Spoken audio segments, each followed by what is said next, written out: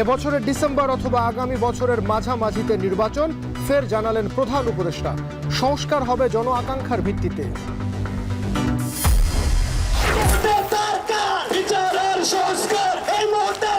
আপনারা মানুষের কাছে যাবেন, মানুষের কথা শুনবেন, তারা কি বলতে চায়। জুলাই ঘোষণাপত্রের দাবিতে 6 থেকে 11 জানুয়ারি গণসংযোগ, দৃশ্যমান উদ্যোগ নেই সরকারের, অভিযোগ বৈষম্য বিরোধীদের। অন্তর্বর্তীকালীন সরকার যেহেতু নিজ উদ্যোগে এই দায়িত্ব নেয়, বৈষম্য ছাত্র আন্দোলন তার ঘোষণা করা থেকে বিরত থাকে। সড়ক দুর্ঘটনায় নিহতের সংখ্যা কমাতে চাপ দেয় বিগত সরকার, অভিযোগ যাত্রী কল্যাণের। ঘন কুয়াশায় সড়কে স্পিড লাইট দেবার তাগিদ। এবং মুরগি ডিমের বাজার অস্থিতিশীল করে বছরে 6,000 কোটি টাকা হাতিয়ে নেওয়ার অভিযোগ কর্পোরেটদের বিরুদ্ধে। সরবরাহ স্বাভাবিকেও চালের দাম চড়া।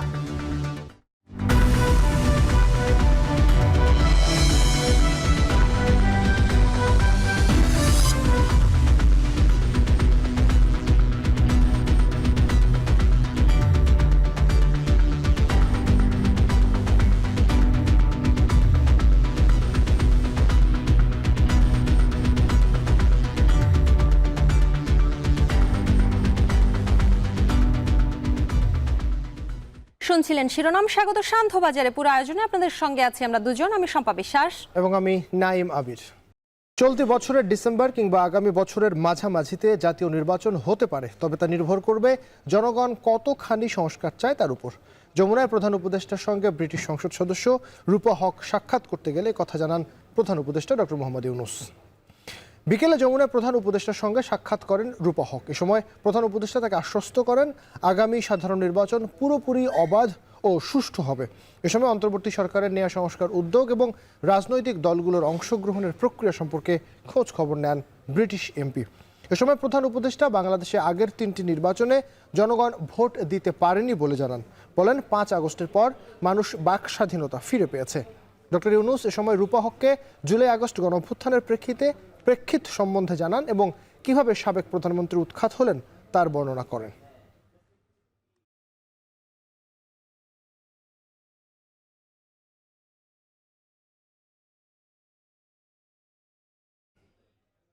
আবির, জুলাই বিপ্লবের ঘোষণাপত্র নিয়ে অন্তর্বর্তী সরকার গড়িমসি করছে বলে অভিযোগ করেছে বৈষম্য বিরোধী ছাত্র আন্দোলন এবং জাতীয় নাগরিক কমিটি।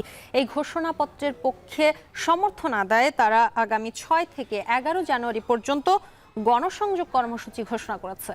এবং এই যে বৈষম্য বিরোধী ছাত্র আন্দোলন এবং জাতীয় নাগরিক কমিটি, এই দুইটি যে সংগঠন, তারা কিন্তু বলছে যে ঘোষণাপত্র নিয়ে যদি কোনো টালবাহানা করা হয় তাহলে কঠোর কর্মসূচি আসবে। এ নিয়ে আমাদের হাতে একটি প্রতিবেদন রয়েছে, বেলায়েত হোসেনের প্রতিবেদন, জানবো বিস্তারিত। বিপ্লবীরা চান বিপ্লবের স্বীকৃতি, সেই সাথে চান 72-এর সংবিধানের বিলুপ্তি। তাই তো ফ্যাসিবাদী ব্যবস্থার বিলোপ এবং নতুন রাজনৈতিক বন্দোবস্তের দাবি নিয়ে 5 আগস্টের পরও নানা কর্মসূচি নিয়ে মাঠে আছেন তারা। গত 31 ডিসেম্বর জুলাই বিপ্লবের ঘোষণাপত্র পাঠ করতে গিয়েও শেষ পর্যন্ত তা হয়ে ওঠেনি। সরকারের পক্ষ থেকে ঘোষণাপত্র প্রকাশের আশ্বাসে আশ্বস্ত হয়ে মার্চ ফর ইউনিটি থেকে 15 দিনের আলটিমেটাম দেন বিপ্লবীরা। তবে এবার সরকারের বিরুদ্ধেই তাদের অভিযোগ, জুলাই বিপ্লবের ঘোষণাপত্র নিয়ে গড়িমসি করছে অন্তর্বর্তী সরকার। তাই ঘোষণা আসলো নতুন কর্মসূচির। জুলাই বিপ্লবের ঘোষণাপত্রের সমর্থন আদায়ে আগামী 6 জানুয়ারি থেকে 11 জানুয়ারি পর্যন্ত গণসংযোগ কর্মসূচি ঘোষণা করেছে বৈষম্য বিরোধী ছাত্র আন্দোলন ও জাতীয় নাগরিক কমিটি।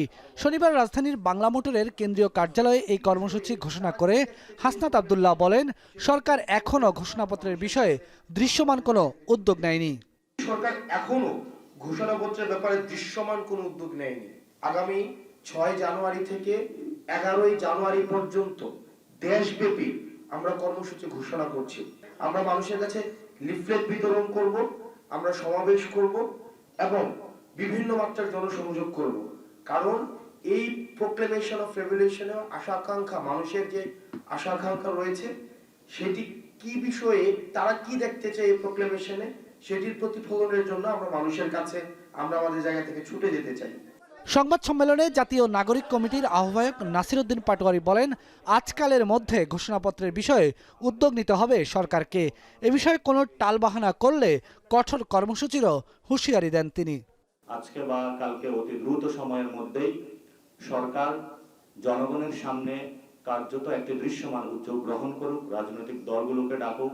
যদি আগামী কয়েকদিনের মধ্যে কার্যত কোনো দৃশ্য উদ্যোগ না দেখি, আমরা সরকারকে সেখানে আরো জোর দাবি এবং মাঠ থেকে জনগণকে সাথে নিয়ে ঐক্যবদ্ধভাবে কিভাবে প্রোক্লেমেশন বা ঘোষণাপত্র জনগণের সামনে নিয়ে আসতে হয় সেই বিষয়ে কঠোর কোনো কর্মসূচির দিকে যাব।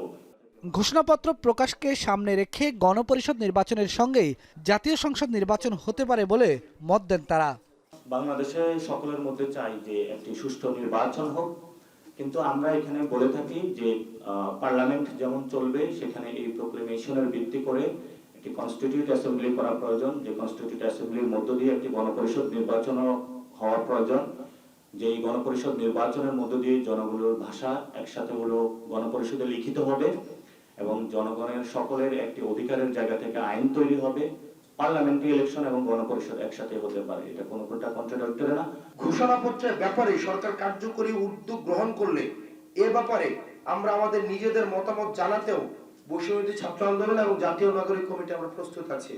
সরকার যদি মনে করে যে এই বিষয়ে আমাদের কোনো মতামত তারা জানতে চায়, সেক্ষেত্রে আমরা যে কোনো সময়, আমরা যেহেতু আপনারা ইতিমধ্যেই জানেন আমরা একটা ড্রাফট আমাদের প্রস্তুত ছিল, সেটি নয় বরং সকল অংশীজনের মতামতের ভিত্তিতে যেই ড্রাফটটি করা হয়েছে পরবর্তীতে রিফাইন্ড ভার্সন সরকার যদি আহ্বান করে সেক্ষেত্রে আমরা সেটি দেখাতে প্রস্তুত রয়েছে।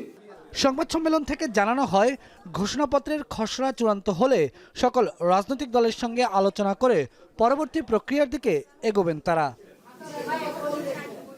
বেলায়েত হোসাইন, এখন, ঢাকা।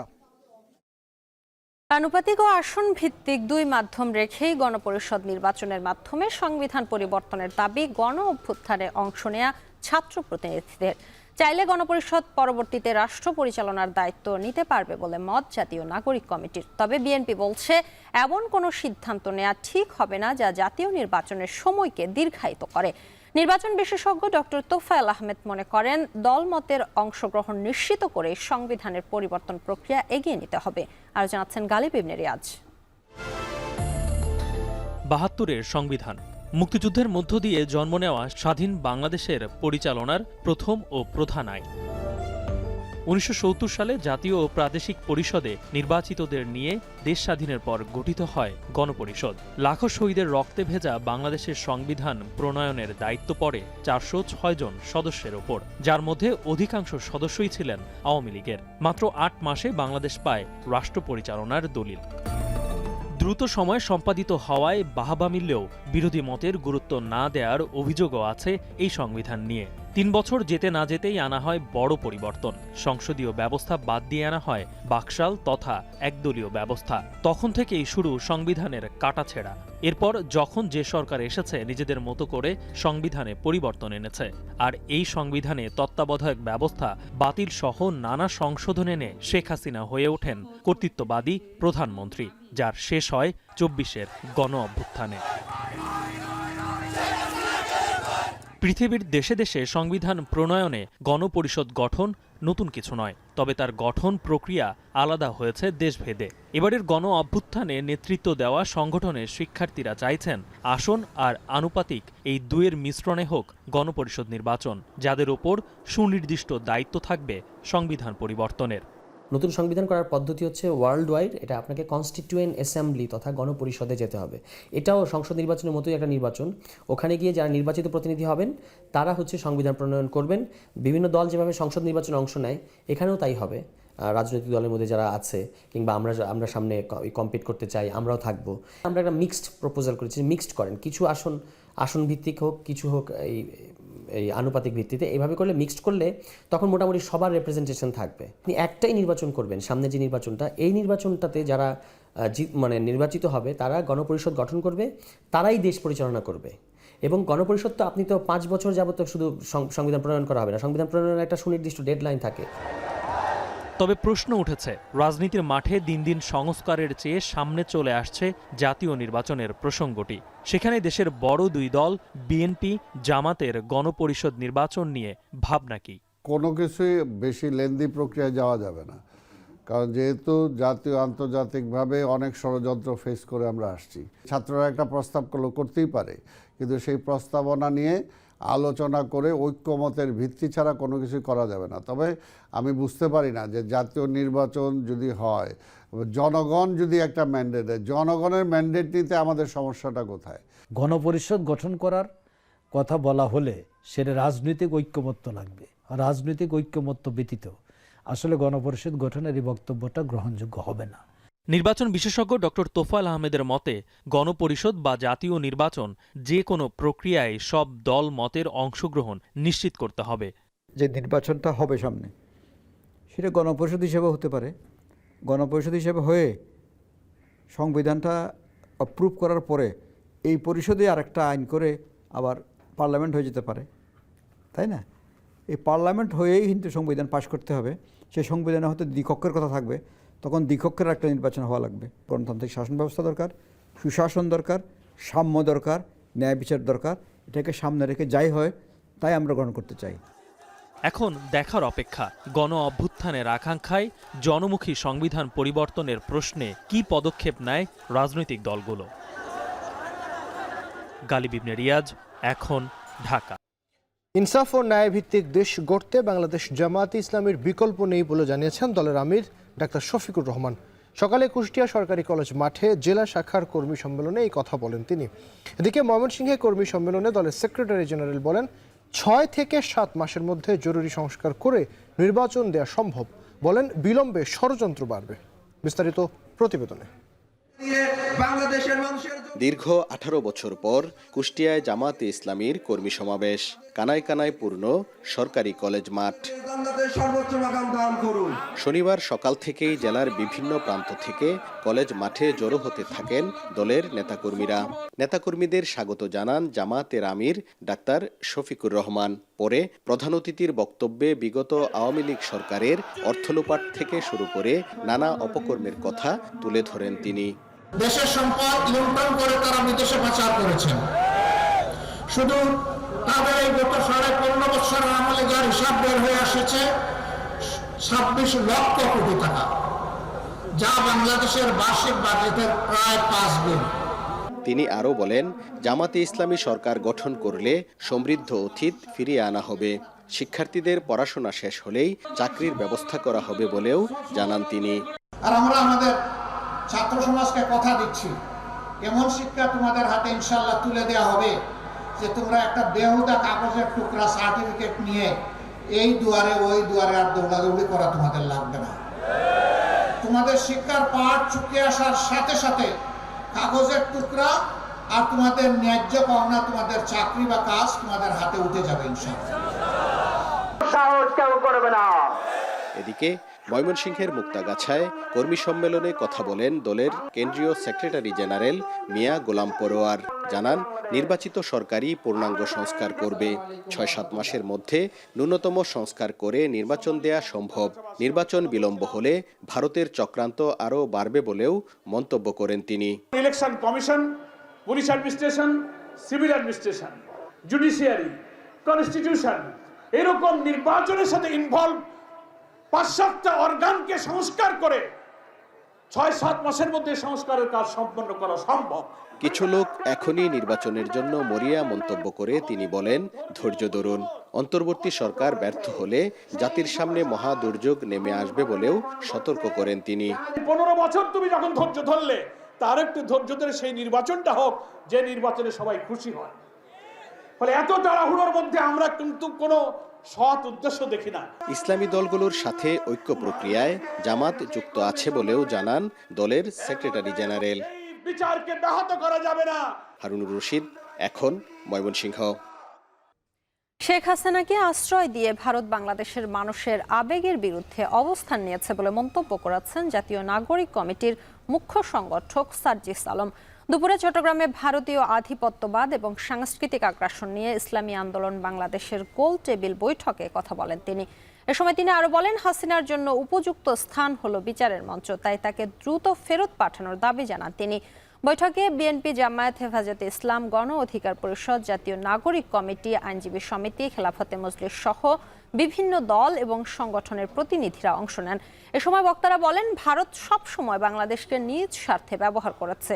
গত 17 বছর ধরে দেশের তরুণ সমাজের কাছে ভারতকে প্রভুর স্থানে উপনীত করা হয়েছে। এ প্রথা ভাঙার আহ্বান জানান তারা। যেই খুনি হাসিনাকে বাংলাদেশের মানুষ উৎখাত করেছে, বিতাড়িত করেছে, তাকে আশ্রয় দিয়ে পুরো বাংলাদেশের মানুষের সেন্টিমেন্টের বিপক্ষে আপনারা অবস্থান করছেন। এটা আপনাদের পররাষ্ট্রনীতির অনেক বড় একটা দুর্বলতা।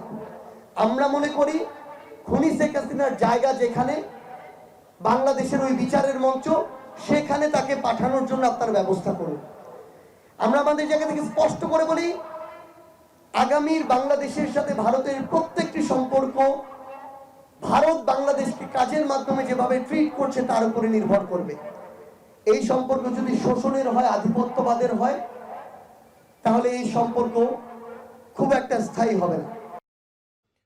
যুক্তরাজ্যের লন্ডনে দেশটির ক্ষমতাসীন লেবার পার্টির মন্ত্রী টিউলিপ সিদ্দিককে বিনামূল্যে একটি ফ্ল্যাট দিয়েছিলেন এক ব্যবসায়ী। টিউলিপের খালা বাংলাদেশের ক্ষমতাচ্যুত প্রধানমন্ত্রী শেখ হাসিনার দলের ঘনিষ্ঠ লোকজনের সঙ্গে ওই ব্যবসায়ের যোগাযোগ ছিল বলে অভিযোগ এসেছে গণমাধ্যমে।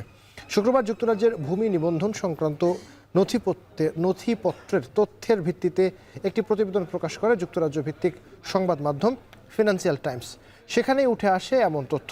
টিউলিপ সিদ্দিক বর্তমানে যুক্তরাজ্যের অর্থ মন্ত্রণালয়ের অর্থনীতি বিষয়ক মিনিস্টার বা ইকোনমিক সেক্রেটারি হিসেবে দেশটির আর্থিক খাতে দুর্নীতি বন্ধের দায়িত্বে আছেন। তিনি বাংলাদেশের ক্ষমতাচ্যুত প্রধানমন্ত্রী ও আওয়ামী লীগ সভাপতি শেখ হাসিনার বোন শেখ রেহানার মেয়ে। যুক্তরাজ্যের ভূমি নিবন্ধন সংক্রান্ত নথিতে বলা হয়েছে, বিনামূল্যে পাওয়া ওই ফ্ল্যাট লন্ডনের কিংস ক্রস এলাকার কাছে অবস্থিত। 2004 সালে ফ্ল্যাটটি তাকে দেওয়া হয়।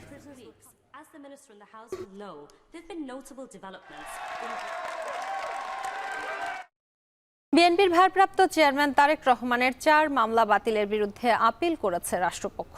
রোববার আপিল বিভাগের কার্যতালিকায় রাষ্ট্রপক্ষের এসব আবেদন শুনানির জন্য অন্তর্ভুক্ত করা হয়েছে। জ্যেষ্ঠ বিচারপতি মোহাম্মদ আশফাকুল ইসলামের নেতৃত্বাধীন আপিল বিভাগের 4 বিচারপতির বেঞ্চে এ আবেদনের ওপর শুনানি হবে।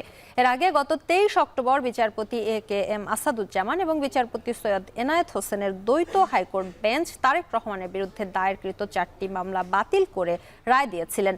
এই রায়ের বিরুদ্ধে লিভ টু আপিল করে রাষ্ট্রপক্ষ। 2007 সালে বিভিন্ন ব্যক্তি বাদী হয়ে গুলশান, কাফরুল, শাহবাগ, ধানমন্ডি থানায় চাঁদাবাজির অভিযোগে তারেক রহমানের বিরুদ্ধে এসব মামলা করেন। বিগত সরকারের আমলে সড়ক দুর্ঘটনায় হতাহতের প্রকৃত চিত্র তুলে ধরা যায়নি, বরং সংখ্যা কমাতে চাপ দেওয়া হতো বলে অভিযোগ করেছেন যাত্রী কল্যাণ সমিতি। 2024 সালে সড়ক দুর্ঘটনার চিত্র তুলে ধরে সংবাদ সম্মেলন করে সংগঠনটি। তাদের দেওয়া তথ্যে গেল বছর 6,000-এর বেশি দুর্ঘটনায় 8,500 মানুষ প্রাণ হারিয়েছে আর আহত হয়েছে 12,500। বছর শেষে বেশ কয়েকটি দুর্ঘটনার কথা তুলে ধরে ঘন কুয়াশায় সড়কে স্পিড লাইট দেবার তাগিদ দেয় যাত্রী কল্যাণ সমিতি। আরও জানাচ্ছেন মেহরিনা আলী। দেশের সড়ক মহাসড়কগুলো এখন ভয়াবহ মৃত্যুফাত। মাস গড়ালেই সড়কে প্রাণহানির গ্রাফ ঊর্ধ্বমুখী। নতুন বছরের শুরুতেই ঘন কুয়াশায় ঢাকা মাওয়া এক্সপ্রেসওয়েতে সিরাজদি খান ও শ্রীনগরে পৃথক সড়ক দুর্ঘটনায় 4 জন নিহত ও আহত হয়েছেন কমপক্ষে 10 জন। আবার গেল ডিসেম্বরে ঢাকা মাওয়া টোল প্লাজায় দ্রুতগতির বাসের ধাক্কায় দাঁড়িয়ে থাকা 3টি গাড়ি দুমড়ে মুচড়ে যায়, প্রাণ হারায় 6 জন। অন্যদিকে অটোরিকশার দৌরাত্মে প্রতিদিনই ঘটছে ছোট বড় দুর্ঘটনা, ঘটছে প্রাণহানিও। 2024 সালে শুধু সড়কে দুর্ঘটনার সংখ্যা 6,359, যাতে নিহত হয়েছে 8,543 জন এবং আহত হয়েছে 12,608 জন। এমন তথ্যই তুলে ধরেছে বাংলাদেশ যাত্রী কল্যাণ সমিতি। প্রিয় সাংবাদিক বন্ধুগণ, সকালে ঢাকা রিপোর্টার্স ইউনিটিতে বাংলাদেশ যাত্রী কল্যাণ সমিতির 2024 সালের বার্ষিক সড়ক দুর্ঘটনার প্রতিবেদন নিয়ে সংবাদ সম্মেলনে এ তথ্য দেয় সংগঠনটি। যাত্রী কল্যাণ সমিতির তথ্য মতে 10 বছরে মোটরসাইকেল বেড়েছে 5 গুণ। নতুন সংযোজন হয়েছে 60,000 ব্যাটারি চালিত রিকশা, যা সড়ক মহাসড়কে অবাধে চলাচলের কারণে সড়ক দুর্ঘটনা ও প্রাণহানি বাড়াচ্ছে। বিদায়ী 2024 সালে 6,359টি সড়ক দুর্ঘটনায় 8,543 জন নিহত হয়েছে, 12,608 জন আহত হয়েছে। বিগত সরকারের সময়ে দুর্ঘটনার প্রকৃত চিত্র তুলে ধরা হয়নি এবং দুর্ঘটনার সংখ্যা কমাতে চাপ প্রয়োগ করা হয়েছে বলে অভিযোগ যাত্রী কল্যাণের। সংগঠনটি বলছে 2023 সালের তুলনায় 2024 সালে সড়কে বেড়েছে দুর্ঘটনা, সাথে বেড়েছে প্রাণহানিও। সড়ক সুশাসন এবং জবাবদিহিতা না থাকায় সড়কে কাঠামোগত হত্যাকাণ্ড চলছে বলে দাবি করা হয়। জবাবদিহিতার কোনো জায়গা নেই। যে মালিকরা থাকেন, যে সরকারের জায়গায় থাকে, আদালতের জায়গায় থাকে, একটা সীমাহীন অন্যায্য এবং অবিচারের মধ্যে আমরা থাকি। 2023 সালের তুলনায় 2024 সালে সড়কে দুর্ঘটনা 1.54%, নিহত 7.50%, আহত 17.73% বেড়েছে। ঘন কুয়াশার কারণে দুর্ঘটনা কমাতে ডিজিটাল স্পিড লাইন এবং সড়ক নিরাপত্তার বিষয়কে বিশেষ গুরুত্ব দেওয়ার দাবি জানায় সংগঠনটি। ডিজিটাল স্পিড লিমিট ব্যবহার করে আমরা যদি গতি নিয়ন্ত্রণে আনতে পারি। মেহরিন অ্যানি, এখন, ঢাকা। সপ্তাহ ব্যবধানে সরু চালের দাম বেড়েছে কেজিতে 6 টাকা। আমনের ভরা মৌসুম এবং আমদানি বাড়ার পরও চট্টগ্রামের পাহাড়তলী বাজারে এমন পরিস্থিতি। পাইকার এবং আড়তদারদের অভিযোগ, কৃষকদের কাছ থেকে বেশি দামে ধান সংগ্রহ করে বাজারে চালের দাম বাড়াচ্ছে মিল মালিক এবং উত্তরবঙ্গের চাল ব্যবসায়ীরা। পাশাপাশি লাইসেন্সবিহীন মজুতদারদেরও দুষছেন তারা। আরও জানাচ্ছেন কাজী মাহফুজ। সপ্তাহখানেক আগেও চট্টগ্রামের পাহাড়তলীর পাইকারি বাজারে সরু চাল বিক্রি হচ্ছিল বস্তা প্রতি ৩,৬০০ টাকা, যা এখন বাজারে ৩৯০০ টাকায়। সপ্তাহ ব্যবধানে কেজিতে ৬ টাকা পর্যন্ত বেড়েছে এই চালের দাম। একই অবস্থা মোটা এবং মাঝারি চালেও। মোটা চাল বস্তা প্রতি ১০০ টাকা বেড়ে বিক্রি হচ্ছে ২,৪০০ টাকা, আর মাঝারি চাল মিনিকেট, পাইজাম, স্বর্ণা সেদ্ধ বস্তা প্রতি বেড়েছে ২০০ টাকা পর্যন্ত। বেশি দাম বাড়ছে যে আপনার মিডিয়াম গোছের চালের দাম, যারা মধ্যবর্তী চালের দাম বেশি বাড়ছে। সরকারের রেট থেকে মার্কেটের দাম বেশি, ওই জন্য সরকারও টার্গেট ফেল করছে, কিনতেছে না। একদিকে আমন ধানের ভরা মৌসুম, অন্যদিকে সরবরাহ বেড়েছে। এমন অবস্থায় চালের দাম কমার কথা থাকলেও উল্টো চিত্র বাজারে। ব্যবসায়ীরা বলছেন, বড় বড় মিল মালিকরা কৃষকদের কাছ থেকে বেশি দামে ধান সংগ্রহ করার অজুহাত দেখিয়ে চালের দাম বাড়িয়ে দিয়েছে। পাশাপাশি লাইসেন্সবিহীন মজুতদারদেরও দুষছেন তারা। প্রশ্ন তুলছেন আমদানি করা চালের মান নিয়েও। মিলালাকে যখন আমরা প্রশ্ন করি, তারা বলে যে ধানের দাম বেশি। তো আমিও দেখছি যে ধানের দাম 900 টাকাতে বাড়তে 1700-1800 টাকা হয়ে গেছে। তো ধানের দাম যেহেতু বাড়ছে, অটোমেটিক চাউলের দাম বাড়বে। তো ওই জায়গাতে একটা বিশাল সিন্ডিকেট তৈরি হয়েছে। এই সিন্ডিকেটের কারণে আমাদের এই সমস্যাটা সবচেয়ে বড় সমস্যা দাঁড়াচ্ছে এখানে। বাজারে পর্যাপ্ত সরবরাহ থাকার পরও ঊর্ধ্বমুখী চালের বাজার নিয়ন্ত্রণ করতে হলে উত্তরবঙ্গের ধান চাল ব্যবসায়ী ও মধ্যস্বত্বভোগীদের তদারকির আওতায় আনার কথা বলছেন ব্যবসায়ীরা। কাজী মাহফুজ, এখন, চট্টগ্রাম। মুরগি ও ডিমের বাজার অস্থিতিশীল করে বছরে ৬,০০০ কোটি টাকা হাতে নিচ্ছে কর্পোরেট কোম্পানিগুলো। এবার এমন অভিযোগ তুলল পোল্ট্রি অ্যাসোসিয়েশন। প্রান্তিক খামারিদের পণ্যের ন্যায্য দাম নিশ্চিত সহ সিন্ডিকেট ভাঙার দাবি জানান তারা। রমজানকে সামনে রেখে রাজধানীতে ১২ জানুয়ারি থেকে স্মার্ট বাজারের মাধ্যমে ন্যায্য মূল্যে পণ্য বিক্রির ঘোষণাও দিয়েছে সংগঠনটি। দেবরাজ দেবের প্রতিবেদন। বর্তমানে বাজারে ডিমের হালি ৪০ থেকে ৪৫ টাকা, ব্রয়লার মুরগি ২০০ থেকে ২১০ টাকা, আর সোনালী মুরগি ৩০০ থেকে ৩২০ টাকা কেজিতে বিক্রি হচ্ছে। গত সেপ্টেম্বরে ডিম ও মুরগির বাজার অস্থির হয়ে পড়ে। বাজার নিয়ন্ত্রণে ১৬ সেপ্টেম্বর ফার্মের মুরগির ডিমের দাম ডজন ১৪২ টাকা, ব্রয়লার মুরগির ১৮০ টাকা নির্ধারণ করে দেয় সরকার। প্রতিদিন দেশে ৪ কোটি ডিমের চাহিদার বিপরীতে উৎপাদন হয় ৫ কোটি। এরপরও ডিমের দাম নিয়ে বিভিন্ন সময়ে বাজারে অস্থিতিশীলতা দেখা দেয়। এজন্য পোল্ট্রি অ্যাসোসিয়েশন বারবার কর্পোরেট কোম্পানিগুলোকে দায়ী করে আসছে। দেশের প্রান্তিক খামারিদের উৎপাদিত পণ্যের ন্যায্য দাম নিশ্চিতের পাশাপাশি কর্পোরেট সিন্ডিকেট বন্ধ করা সহ ১০ দফা দাবি জানিয়ে আসছে তারা। এসব দাবি পূরণ না হলে ১ জানুয়ারি থেকে খামারের ডিম ও মুরগির উৎপাদন বন্ধের হুঁশিয়ারিও দেওয়া হয়েছিল। মুরগির দাম ১০ টাকা বেড়ে গেছে। সেই দাবির ধারাবাহিকতায় শনিবার সকালে পোল্ট্রি শিল্পের অস্থিরতা ও ১০ দফা দাবি নিয়ে ঢাকা রিপোর্টার্স ইউনিটিতে সংবাদ সম্মেলন করে পোল্ট্রি অ্যাসোসিয়েশন। প্রশ্ন করেন, আমরা প্রশ্নের সংবাদ সম্মেলনে সংগঠনটির সভাপতি আবারও অভিযোগ করেন, পোল্ট্রির বাজারে অস্থিরতার জন্য কর্পোরেট কোম্পানিগুলো দায়ী। ফিড ও ব্রিড কোম্পানির দিকে ইঙ্গিত করে বলেন, বছরে কোম্পানিগুলো অতিরিক্ত ৬,০০০ কোটি টাকা মুনাফা করছে। আমরা মুরগির বাচ্চা পাচ্ছি না এবং একটা মুরগির বাচ্চার উৎপাদন খরচ ২৮ থেকে ৩০ টাকা। এখনো একটি লেয়ার মুরগির বাচ্চা বিক্রি হচ্ছে 70 থেকে 80 টাকায়। এই তথ্যগুলো সরকার হাতিয়ে দেখা উচিত, কারণ এই বড় বড় কর্পোরেট গ্রুপদের লাগাম টানতেই হবে। এরা সরকারি মিটিংয়ে যাচ্ছে, আলোচনা করছে, সরকারের কাছ থেকে সুযোগ সুবিধা নিচ্ছে। গত 1 বছর তারা লসের হিসাব দেখিয়েছে 750 কোটি টাকা। অতএব আমরা বলবো তারা অতিরিক্ত মুনাফা করেছে ফিটো মুরগির বাচ্চায় 6000 কোটি টাকা। সংবাদ সম্মেলনে সরকারের তরফ থেকেও পর্যাপ্ত সহযোগিতা না মেলার অভিযোগ করা হয়।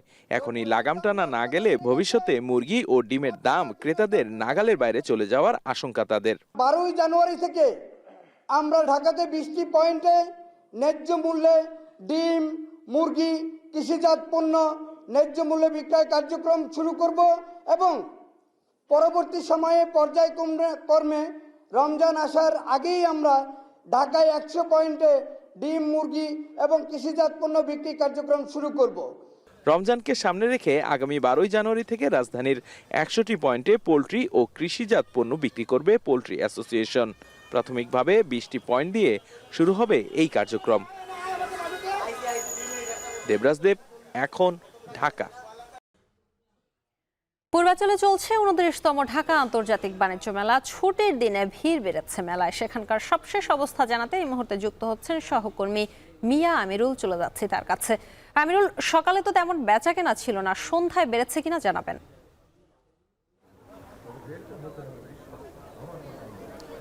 শম্পা, আমি বিকাল থেকে যেমনটি দেখেছি যে বেলায় কিন্তু লোক সমাগম অনেকটাই বেড়েছে, যেটি সকাল নাগাদ খুব একটা দেখা যায়নি। এবং আরেকটি বিষয় জানিয়ে রাখতে চাই যে আজকে বিগত 2-3 দিন নাগাদ যে শৈত্যপ্রবাহের একটা আবহ ছিল, সেটি কিছুটা অনুকূলে আসায় কিন্তু ক্রেতা দর্শনার্থীদের ভিড় একটু বেড়েছে এবং সেই সাথে বেচা বিক্রিও কিন্তু বেড়েছে বলা চলে।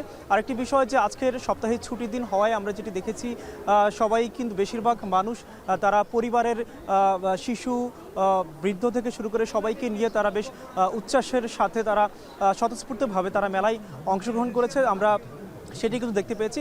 আরেকটি বিষয় জানিয়ে রাখতে চাই, মেলায় যেহেতু দেশি পণ্যের পাশাপাশি নানা দেশের বাহারি যে পণ্যগুলো শোভা পাচ্ছে, তার ফলে কিন্তু আমরা যেটি লক্ষ্য করেছি যে যারা দর্শনার্থী, যারা ক্রেতা আছেন, তারা কিন্তু বেশ ভালোভাবেই তারা আসছেন এবং বেশিরভাগই হচ্ছে ঘুরে ফিরে দেখছেন। কেউ হচ্ছে পছন্দের যে পণ্য সেটি পাওয়া মাত্রই তারা কিনে নিচ্ছেন।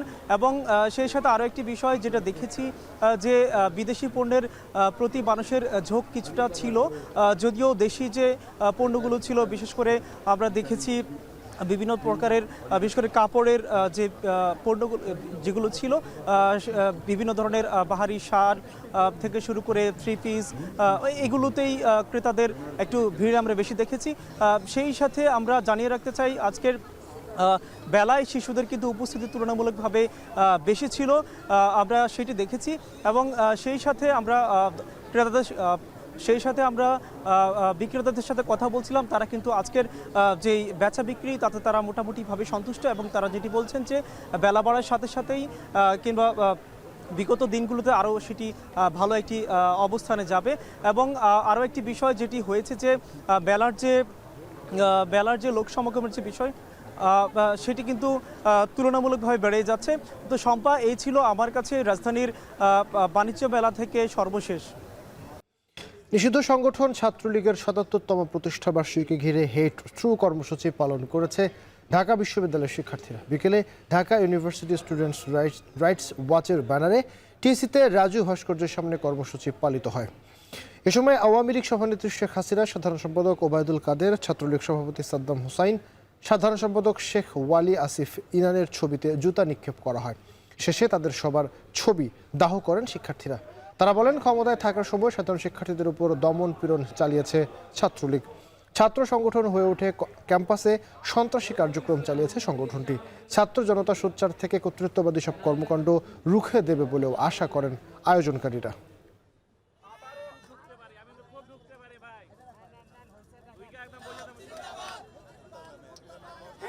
এর সাথে শেষ করছি সান্ধ্যবাজার। তার আগে প্রধান শিরোনামগুলো আরও একবার। এবছরের ডিসেম্বর অথবা আগামী বছরের মাঝামাঝিতে নির্বাচন, ফের জানালেন প্রধান উপদেষ্টা। সংস্কার হবে জন আকাঙ্ক্ষার ভিত্তিতে।